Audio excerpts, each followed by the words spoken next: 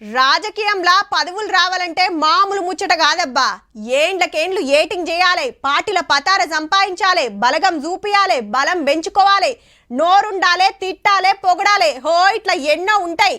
కానీ కొందరు లీడర్లను పార్టీలు దేవులాడుకొని మరి పదవులు ఇస్తాయి. వాళ్ళ పోరాటం అట్లుంటది మళ్ళా. నసీవ్ అంటే కృష్ణన్నదే పో. రాజ్యసభకు రాజీనామా పెట్టి 2.5 నెలలు అయిందో లేదో మళ్ళీ అదే సభలకు పోతాండు. వైసీపీ ఇచ్చిన సీట్లకెళ్ళి దిగొచ్చి ఇప్పుడు బీజేపీ సీట్లకు పోతున్నాడు. బీసీల పెద్దన్న కాకుంటే మళ్ళా ఆంధ్రాకెళ్ళి రేపు విజయవాడకు పోయి కాగితాలు సమర్పిస్తాడట, పార్లమెంట్ కు నిలబడుతున్నట్టు. రాజీనామా పెట్టినాడు ఏమన్నాడంటే ఈ పదవితోటి పోరాటం చాలతలేదు, బీసీలందరిని ఒక్కటి చేస్తా, ఇక నా తడాకేందో చూపిస్తా అన్నాడు.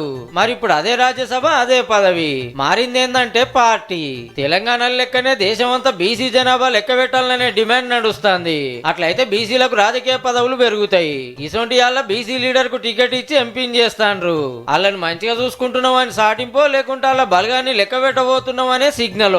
ఎందుకంటే ఎస్సీ వర్గీకరణకు సెంటర్ వాళ్ళు తొవ్వ సాఫ్ చేసే ముంగట మందకృష్ణ మాదిగ సార్ ను దగ్గరికి తీస్తున్నారు.